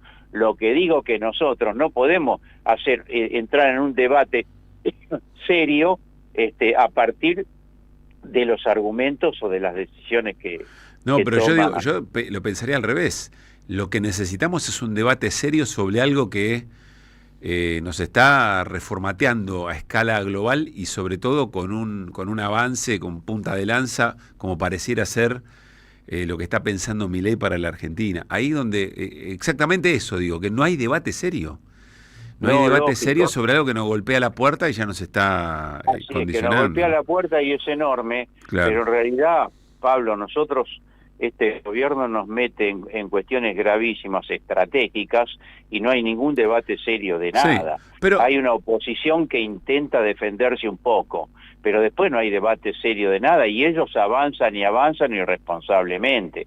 Sí. Ese es el verdadero cuadro de la situación. Por eso ya sabemos que la alternativa es cambiar de gobierno, o sea, es que haya un fenómeno democrático en la Argentina que altere el rumbo político y tengamos un gobierno serio, responsable y que defienda los intereses nacionales. Que también va a tener que tomar decisiones sobre esto, porque Lula está... Todos los está países del mundo están claro. discutiendo este tema, Claro, y tratando de encauzarse y de tomar decisiones. Yo creo que nosotros estamos en un estado absoluto de indefensión nacional. Está como bien país esa. soberano y como pueblo. Es una definición fuerte, me parece que está bien, ¿eh? Eso es lo que nos está ocurriendo, yo diría, en todos los planos estratégicos del país. Además de los planos internos de la vida social y cultural también de nuestro pueblo, hay más resistencia y lucha.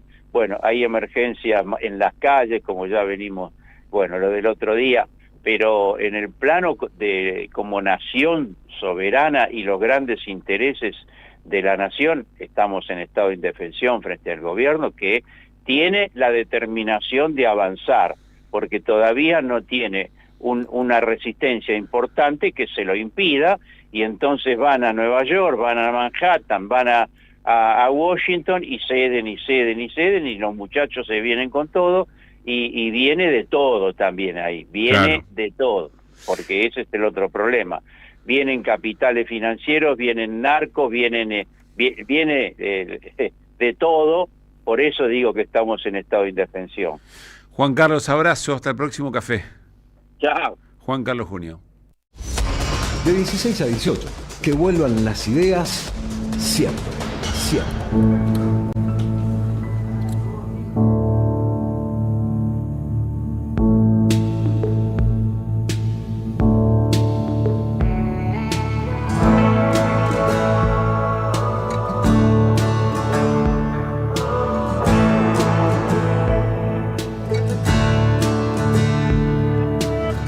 Sobre la palma de mi lengua vive el himno de mi corazón.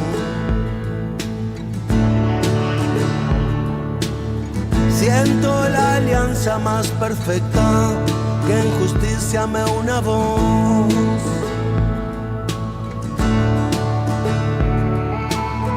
La vida es un libro útil para aquel que puede comprender.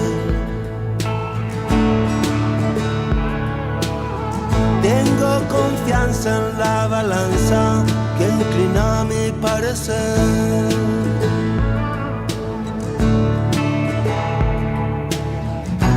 Nadie quiere dormirse aquí, algo puedo hacer. Tras haber cruzado la mar, te seduciré. Por felicidad yo canto.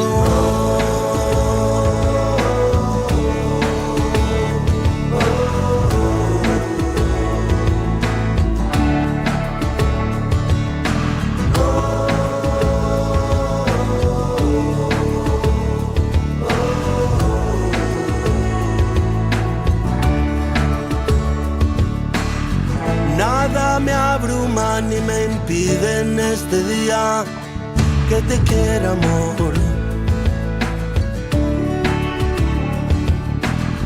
Naturalmente mi presente busca florecer de a dos.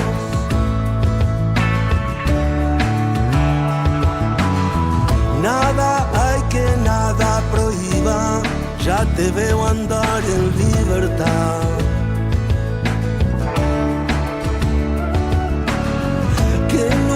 Rasgue como será el clima de tu corazón. 5 de la tarde, 25 minutos. Vamos a repasar un poquito la jornada deportiva. Mira, Néstor, te voy a tirar una cosa así medio de modé, pero en reserva, tu querido Independiente de Avellaneda le ganó 4-0 a Lanús. Qué bien, bien, bien a los chicos de la reserva. Y a las 7 de la tarde juegan River y Central, también por reserva, pero ya sé, estamos muy embanderados con la selección porque hoy a las 10 de la noche Argentina, último amistoso frente a Islandia. Segundo y último, claro, de este periodo. Con Messi, ¿no? No se sabe si ya juega titular o lo va a hacer. ¿Querés que repasemos? Ah, me encanta, esta me encanta. Me encanta. Esta parte, 32 años después. La copa que le robaron al 10, la que no nos dejaron levantar. Quiero ver la cuarta estrella brillar en la camiseta. Soy argento de la cuna hasta el cajón. Qué lindo tener una canción de mundial por Malvinas, por el Diego. Sí, claro. Argentina, quiero verte bicampeón. Qué cosa hermosa. Desde el Brasil, decime que se siente que revolucionó Brasil, hasta el muchacho de Qatar. Qué cosa hermosa que está por pasar. Todavía no pegó tanto, ¿no? Pero bueno, va ganando temperatura a medida que se acerca. Sí, hay otras ahí disputando, por ahí es alguna más, pero bueno, veremos cómo se dan esas cosas que uno nunca sabe, ¿no? Cómo se arma, pero terminan sonando en los estadios. Bueno, repartió pecheras Scaloni en el entrenamiento de ayer para el amistoso de hoy frente a Islandia, 10 de la noche. Al arco iría Jerónimo Rulli. para rotar arqueros suplentes, ¿no? Porque está claro que el Dibu Martínez va a ser el titular. Hay que ver cómo se va recuperando de su lesión. La línea de 4, Néstor. Los centrales, Cuti Romero iría de entrada y Nicolás Otamendi repite efectivamente como los dos zagueros. Lo de Otamendi, ¿no? Porque Otamendi está tipo ya de mucha experiencia, pero hay que ver cómo reacciona frente a la velocidad que va a tener este mundial.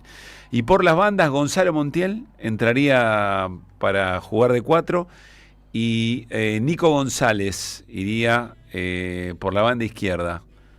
Veremos, a ver cómo sale eso. Me parece que el 4 es una gran preocupación, ¿no? Para Scaloni por las lesiones de Molina y del propio Montiel, teniendo en cuenta lo que pasó con Sheila en el partido inaugural. En el medio campo, de entrada, Rodrigo de Paul, Enzo Fernández, Alexis McAllister y casi te diría un poquito de enganche más adelantado, Thiago Almada. Para mí, este mediocampo tiene bastantes chances de ser el del primer partido por los puntos. El 16 frente a Argelia. De Paul, Enzo Fernández, Alexis McAllister, Thiago Almada. Y adelante Lionel Messi, que iría de titular. De entrada, claro. Esta es la gran noticia de la jornada. Y Lautaro Martínez, porque Julián Álvarez, que me parece que es el delantero titular, todavía está recuperándose. Bueno, se cierra la etapa de preparación en Estados Unidos para ajustar detalles de cara, insisto, al debut del 16, 2 de la tarde frente a Argelia. ¿Te gusta este equipo? Sí, me gusta, sí. Lo vas a ver con ganas, ¿no? Sí. Muy bien. Creo que salvo el caso de Dibu, perfectamente podría ser un equipo titular. Y puede ser, puede ser. Bueno, querido amigo, tenemos algunas perlitas del Mundial. Sí, lo que llamamos otras historias del Mundial, ¿no? Sí, señor. Vos sabés que China, vos sabés que me gusta, me interesa China como temática. La República Popular China no juega al Mundial. No juega al Mundial porque son muy troncos. Sí. Y por más que le meten pila y pila. Perdón, ¿vamos a hacer una historia de Mundial con un equipo que no juega al Mundial? ¿Por qué te hago esta historia? Porque China ya ganó el Mundial. China ya ganó el Mundial a pesar de que no lo juega. Hay una nota excelente de un colega y querido amigo que es Fernando Capotondo. Sí. Fernando fue director de Crónica, fue editor de Telam, de Tiempo Argentino en su cooperativa. Y actualmente dirige un sitio que se llama Libres, pero con doble L, los que lo quieran buscar, un sitio precioso que él cuida mucho. Y habla de por qué China ganó ya el Mundial.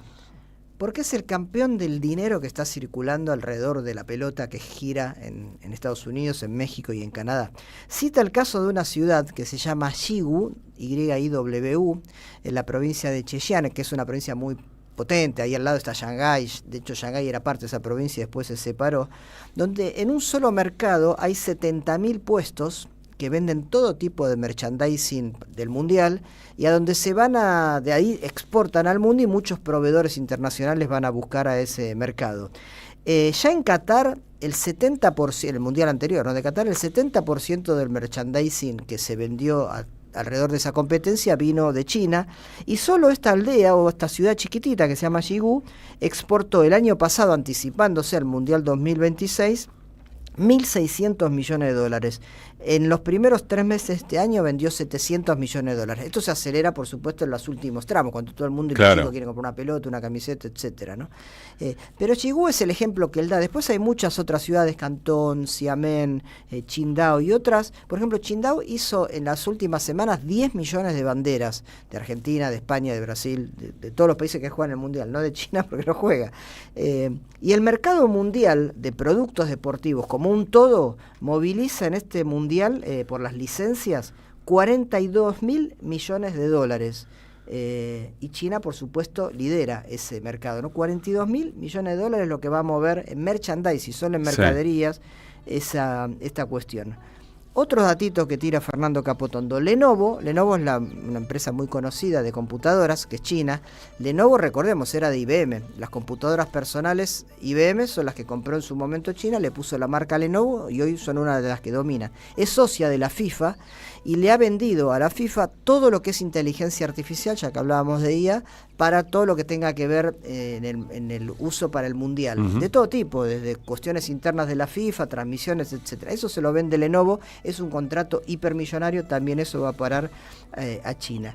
En definitiva, pelotas, camisetas, banderines, banderas, juguetitos, muñecos de jugadores, todo eso en una proporción gigantesca se produce en China. Por eso decimos que Xi Jinping, que fue un gran promotor del fútbol, él quiere llevar el fútbol a China y no lo logra porque son muy pataduras. Con una cosita que si querés ahora te aclaro, lo ganó igual, se va a subir a levantar la copa por todo el dinero que está ganando China en este momento. ¿Qué pasó con el fútbol chino? El pibe chino, el chiquito chino estudia, no hay potrero, no hay ocio. Los chicos en la edad que se forman acá, los pibes que juegan al fútbol, en China estudian a rolete y por eso él no lo pudo empujar. Xi Jinping abrió montones de canchitas de fútbol, importó directores técnicos de Argentina, entre otros lugares. Llevó jugadores, llevó estrellas. Llevó jugadores, ¿no? llevó estrellas. El año de Tevez en China, totalmente, emblemático. Chicho Batista como técnico y así muchos más. Y eso termina siendo aprovechado por los occidentales que viven en China, por los hijos de los diplomáticos, los hijos de empresarios que mandan a sus chicos a jugar al fútbol. Los chinos no. Pero ahora, ojo, que se dieron cuenta que en lugares no tan productivos de China, remotos, en el Tíbet, por ejemplo, hay muy buenos jugadores. En Xinjiang, que es una provincia muy remota, hay muy buenos. Yo creo que en los próximos mundiales, ese chino distinto al chino que conocemos, más remoto del interior de ese país, sí va a ser una máquina. Y si no lo Néstor, es, con la guita ganan igual el mundial. Decirle que dejen jugar a la pelota a los pibes, que se dejen de embromar. Que aflojen un poco con que le aflojen la rienda un poco, que vayan a hacer un 25 entre dos árboles en la plaza. Bueno, sin jugarlo, Pablo, sí. China ya ganó el mundial. Sobre cómo ganar un mundial sin jugarlo. No solo no voy a hacer negocios con China, no voy a hacer negocios con ningún comunista. De 16 a 18. Que vuelvan las ideas. Siempre. En este reino del revés, donde un ladrón es vigilante y otro es juez, hay una radio que nunca se apaga. Prende la radio. Prendete. AM530. 20 años.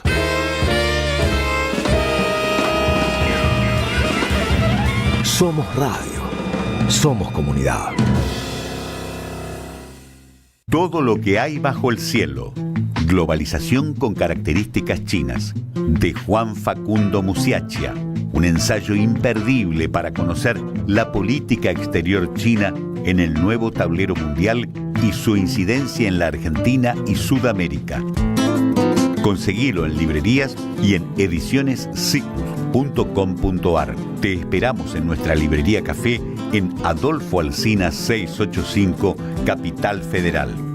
Ediciones Sicus. Libros para una cultura de la integración.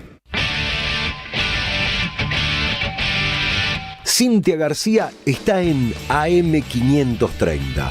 Gerardo Ferreira, eras vicepresidente de Electroingeniería cuando te lleva a declarar Stornelli. Te voy a decir claramente cómo son las reglas del juego, me dice. ¿Ese fue Stornelli? Es Stornelli. Estás detenido por la ley tanto, yo ni sabía que... Si te arrepentís, me dice, te vas con Mimi y Federico que te están esperando en el pasillo. Y si no me arrepiento, no, si no te arrepentís vas a tener que ir a la cárcel. ¿Y de qué me tengo que arrepentir? Dice, de haber colaborado con esos mugrientos, me dice. ¿A quién te referís? Le digo yo.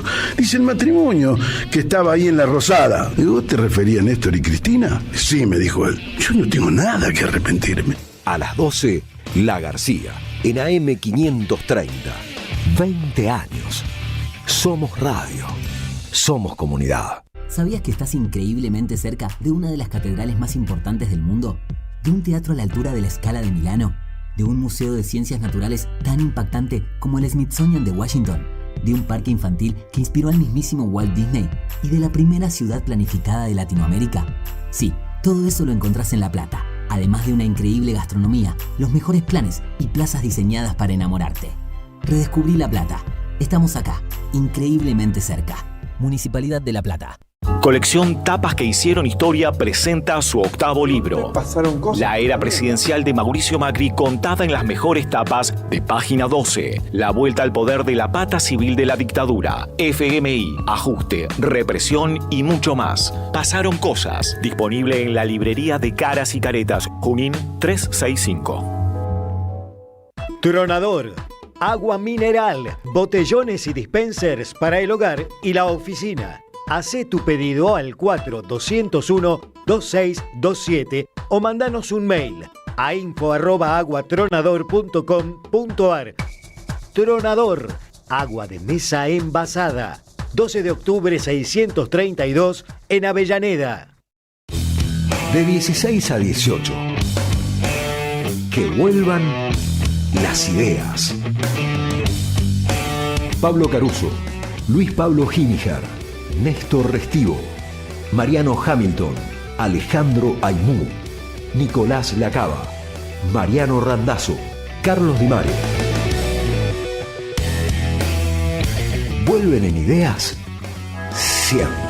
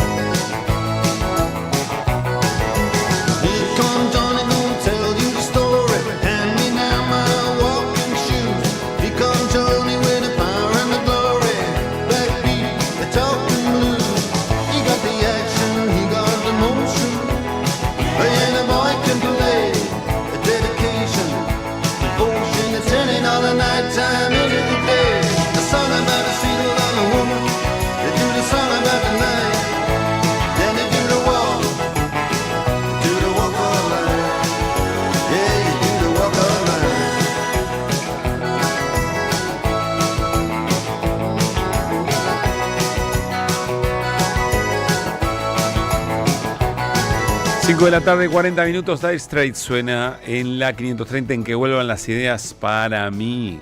Dueños del mejor riff de la historia del rock nacional, podemos discutirlo. Llegó Silvio Soler, que es el que sabe de esto, y pone cara achinada, como diciendo, ¿qué está diciendo este? Entro, me saco la campera, acomodo mis cosas, escucho que están diciendo, para mí el mejor riff. ¿Cuál es el mejor riff del rock nacional o internacional, querido Silvio Soler? Después te cuento. No tiene. Carlos, ¿tenés uno? ¿Mejor riff? No es este, ¿no? Es Money for Nothing, por supuesto. ¿Vos tenés un riff? No en particular. Money for Nothing me gusta mucho. Dire Straits en general me gustan. Los clásicos, no escuché tanto, pero los clásicos son todos muy buenos. Para mí es el... Pero bueno, se escuchan opiniones, por supuesto. Bueno, 5:40. A ver, dos cositas que me parece que van a generar un poquito más de ruido. La primera tiene que ver con algo que nos adelantó Fabián Waldman desde Casa Rosada, la reunión del gobierno con 2 gobernadores aliados.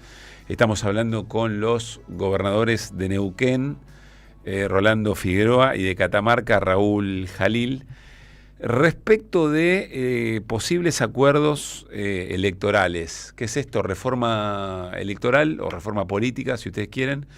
En el centro de todo esto, más allá de otros temas, las PASO, la posibilidad de eliminarlas o de suspenderlas de mínima. Incluso hay una opción de transformar las PASO en las PAS, es decir, que no sean obligatorias. Ahora les cuento cuáles son las miradas al respecto. Y claro, en función de esto, entregarle incentivos a gobernadores para que les den el número en el Congreso, porque no lo tiene. El gobierno no lo tiene de ninguna manera y ya está buscando alternativas. En definitiva, acá la discusión algunos podrán decir es operativa, es táctica, puede ser. En el fondo también hay una dimensión casi de filosofía política, pero vamos al operativo. ¿Cuál es la mejor manera, eventualmente, para el gobierno de llegar a las próximas elecciones bajo la consigna de la reelección del presidente Javier Milei? Y acá aparece la experiencia, es decir, que las PASO son una manera en que la oposición logra resolver de manera más o menos ordenada sus propias discusiones internas y eso le da mayor volumen. Siempre pueden pasar cosas, por supuesto, ¿no? Que el que pierde no acompañe o con el proceso de discusión hacia las PASO haya un nivel de degradación de la discusión de cada espacio político que lo lastime y mucho. Hay muchas experiencias al respecto, pero en definitiva te ordena mucho más si efectivamente no tenés esas discusiones, que además si no tenés esa discusión vas al riesgo de llegar divididos a la elección. Después aparece Mauricio Macri y el PRO. ¿Qué es lo que querrá hacer el PRO eventualmente? Y para Macri ir a una negociación con Milei, eventualmente con una PASO, es mucho más complejo porque podés tener una derrota muy pero muy fuerte. En cambio, si vas en una negociación que no tenés números en la mano y más simbólica respecto de lo que se esté jugando y de cómo llega cada quien, me parece que es otro cantar.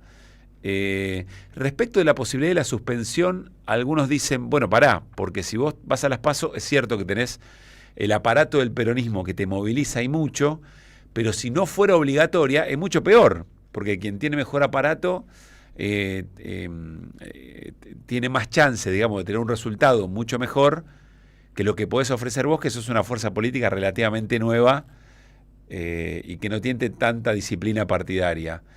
Y sobre todo, claro, imagínense lo que sería una PASO donde el gobierno obtenga un resultado que lo complique, tenés que ir a enfrentarte 2 veces eventualmente contra el peronismo, con lo que el peronismo mueva, o el panperonismo, o ese espacio nacional y popular, y lo que generaría en expectativas, si no al gobierno no le va como querría que le fuera. Hay que observar lo que pasó con Mauricio Macri eventualmente en las PASO, digamos, durante su mandato, ¿no? Ahí aparece Arriazu, no vamos a tener tiempo hoy de detenernos, pero hoy habló Arriazu, que es uno de los referentes, uno de los economistas que más se escucha a Milei, pero al mismo tiempo que lo viene criticando. Y vos tenías una historia de Arriazu muy interesante, sí, de este es Ricardo. Como Miguel Broda, ¿no? Son estos consultores a los que le pagan mucho dinero para que hablen. Y la verdad nunca se les cae una idea del desarrollo, siempre están hablando de la timba. Y en el caso de Arriazu, lo que te recordaba Pablo, Arriazu fue jefe de asesores, o un importante asesor, no recuerdo si era el jefe del equipo económico de Martínez Dios. Y siempre se dijo que él fue el autor intelectual de la tablita cambiaria, que no es nada más ni nada menos que el inicio de la bicicleta financiera. Sí. ¿Sí? Entonces siempre estos tipos hablan de eso, del dólar, del peso, el dólar y si el dólar y si el peso, y si el dólar y más dólar y menos dólar y más pesos. Nunca te van a hablar de empleo, de trabajo, de desarrollo productivo. Y bueno, y el establishment argentino les encantan que le hable de eso porque son todos timberos. Claro, bueno, efectivamente eso es lo que dijo. Si la sociedad observa, hay una crisis de expectativas y la gente empieza a temer lo que pueda llegar a ocurrir, entonces en vez de quedarse con los pesos, hacer valer los pesos, se van a dólares. Y eso mete al esquema económico en un problema. Pero básicamente de lo que está hablando es del riesgo político, es decir, que haya un cambio de rumbo. Y dijo en la Cámara Argentina en un congreso de la Cámara Argentina de la Construcción, la convención anual creo que es, dijo efectivamente que el mayor problema que hoy tiene el gobierno es eso. Por eso aparece también con tanta fuerza a veces el ministro Caputo construyendo el monstruo, el riesgo Cuca, o en otros momentos diciéndole a los mercados, no, tranquilos porque ni en una invasión extraterrestre gana Kicillof. Bueno, ahí aparece este elemento y por eso se vuelve cada vez más interesante y relevante para el gobierno la discusión sobre las PASO. Esto por un lado. Vamos a ver qué sale de la reunión entre los gobernadores de Neuquén y de Catamarca y si esto se traduce en votos en el Congreso. El otro dato, Néstor, escucha esto. Lo publica Mundo Gremial. Mundo Gremial. Es una noticia que involucra a las Fuerzas Armadas, pero que no está en un portal de defensa. Está en un portal vinculado a trabajadores y trabajadoras o al al sindicalismo. El título es este: Defender la patria y hacer Uber. El gobierno habilitó a militares a buscar un segundo empleo para llegar a fin de mes. El Ministerio de Defensa autorizó al personal militar a desempeñar actividades laborales fuera del horario de servicio. La medida busca aliviar la situación económica de efectivos cuyos salarios quedaron rezagados frente al costo de vida y abrió un fuerte debate sobre la realidad salarial dentro de las Fuerzas Armadas. O sea, te subís en Uber y está el general González, por ejemplo.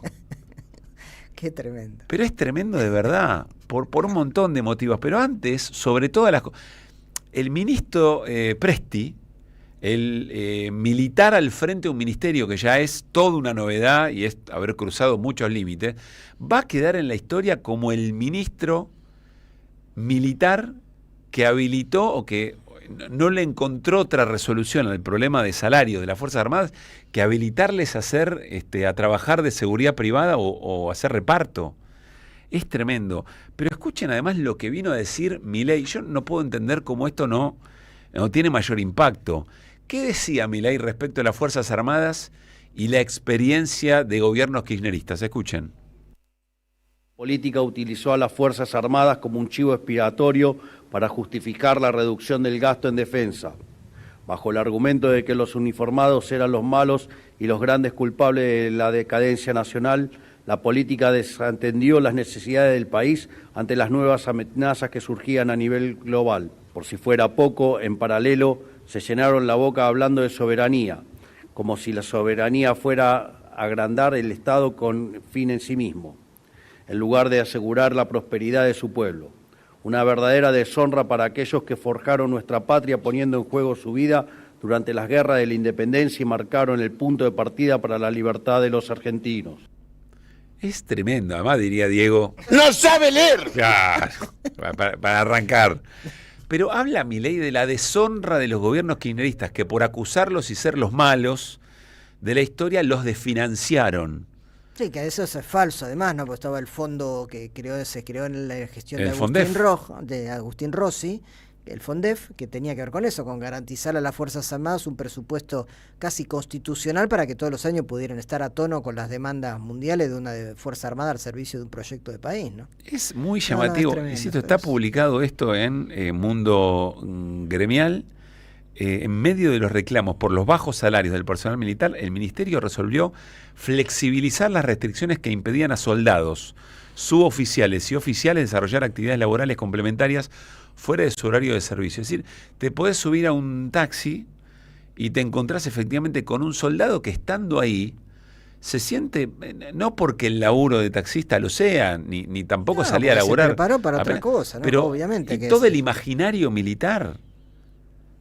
Y yo te digo una cosa, lo charlamos en la producción también, que no llega a ocurrir una situación de intento de robo con un... ¿Viste? Porque, qué sé yo, la verdad es tremenda. Esta noticia me impactó. Me imagino lo que debe estar pasando en este momento hacia el interior de las Fuerzas Armadas con un ministro de Defensa militar, además, ¿no? Como es Presti. 5:50. Qué miseria, chico. Qué miseria.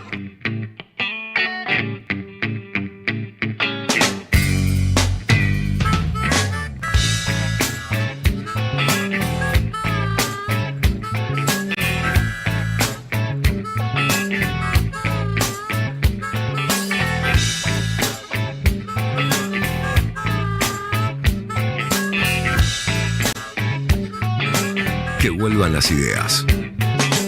Negro blues, gran cartel, taxi voy para donde sé. Puedes ver, trabajar, no es tan fácil en este lugar. Y las chicas en el barrio me silbaban como canarios. Tengo mi buena oportunidad, propia técnica la de usar. Negro blues, gran cartel, si te gusta lo que no está bien, a veces a veces te pasa, sobre todo cuando dejas tu casa y ves, solo estoy sin dirección, como un taxi voy. 13:06 la temperatura en Buenos Aires y alrededores. Para lo que resta de la jornada, cielo mayormente nublado. A la noche afloja un poco, pero mañana miércoles mínima 10, máxima 16. Mucha neblina. Mirá, cambió el pronóstico, ¿eh? Mucha neblina durante la madrugada y la mañana, nublado durante toda la jornada y a la noche lluvias aisladas. A la noche lluvia, tampoco en tormentón, Carlos querido.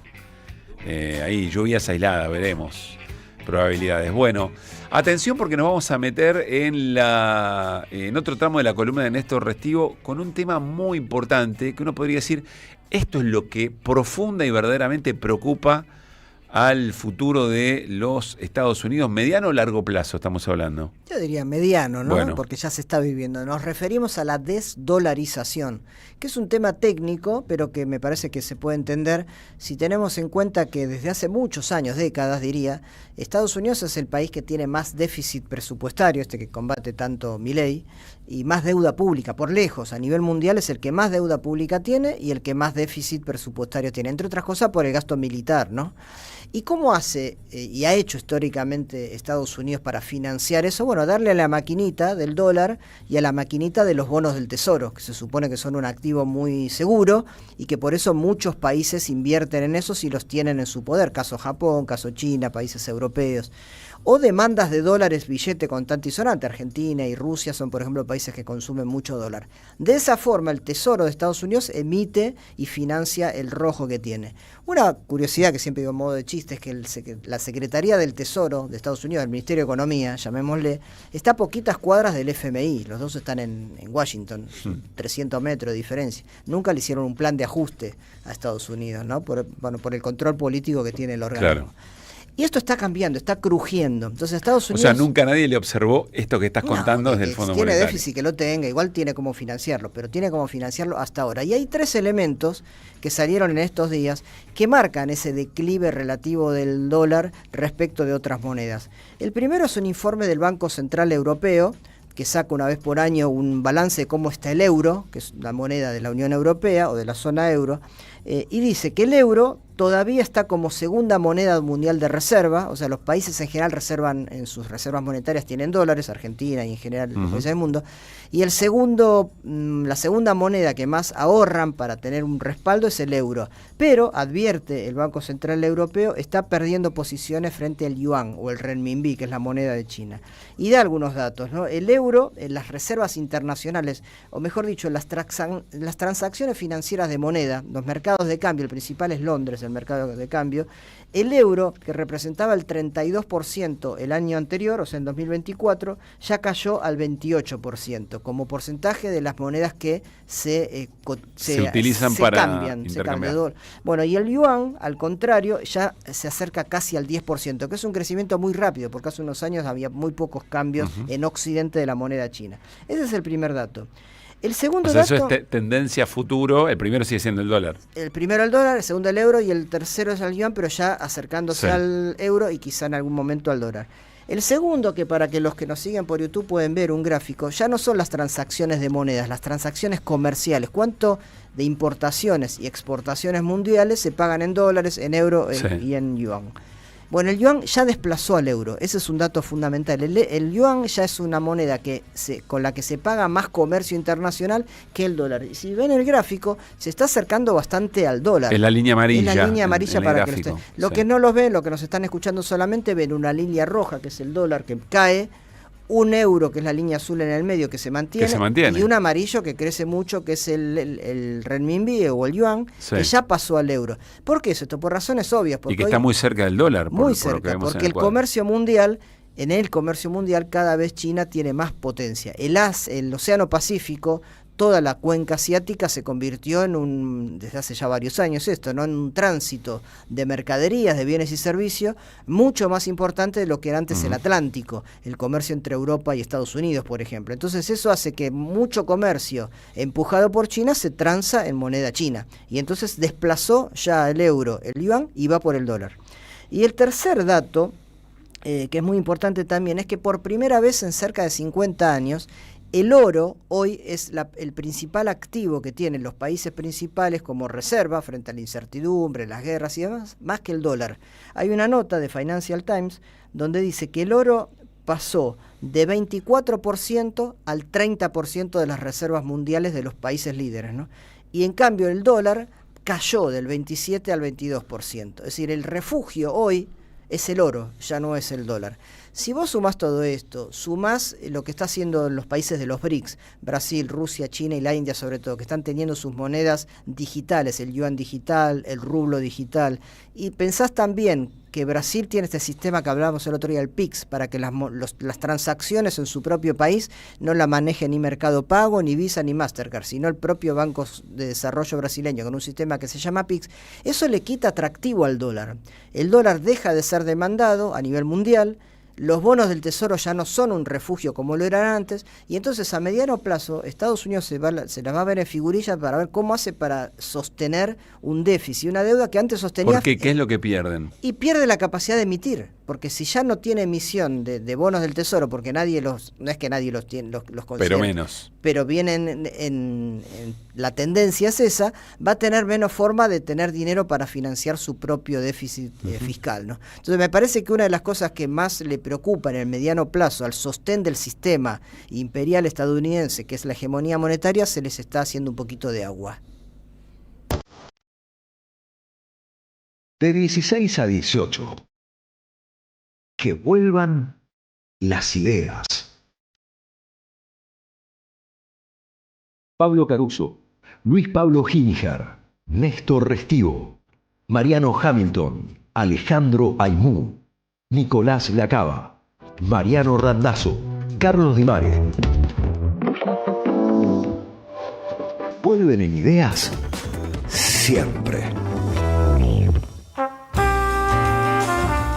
Actualizamos mañana la situación en Perú, pero está ahí, en esa cuenta. Ahora mismo está 50 casi 1 Roberto Sánchez, sí, y 49,9 Keiko Fujimori, con solamente 20.000 votos de diferencia. Un oyente preguntaba cuánto era el voto extranjero. Si votaran todos los peruanos que se fueron, eso suma 4%, pero normalmente vota 1/3 de esa cantidad. Así que entre 1 y 2% es lo que puede alterar el voto extranjero, que tiene una tendencia favorable a Keiko, pero que por ahora sigue primero Roberto Sánchez. Y todavía faltan contar algunos votos. Y los votos observados, claro. Esto va a tardar, como digo, días, si no semanas, para resolverse. Rulli al arco, Montiel, Cuti Romero, Otamendi, Nico González en la defensa, De Paul, Enzo Fernández, Alexis McAllister, Thiago Almada del mediocampo, Messi, Lautaro Martínez, las 11 pecheras que repartió Scaloni en el último entrenamiento antes del amistoso frente a Islandia. Es el último amistoso antes del debut de la Argentina en el Mundial que comienza el jueves a las 4 de la tarde, pero que tendrá el primer partido de la Argentina frente a Argelia el 16 a las 2 de la tarde. Nos fuimos, Néstor. Un placer, ¿eh? La seguimos mañana. Bueno, ¿la pasaste bien? Bien, muy bien. Me alegro mucho, porque si no, es un problema. Ojalá que ustedes también. Mañana a las 4 la seguimos. Chau.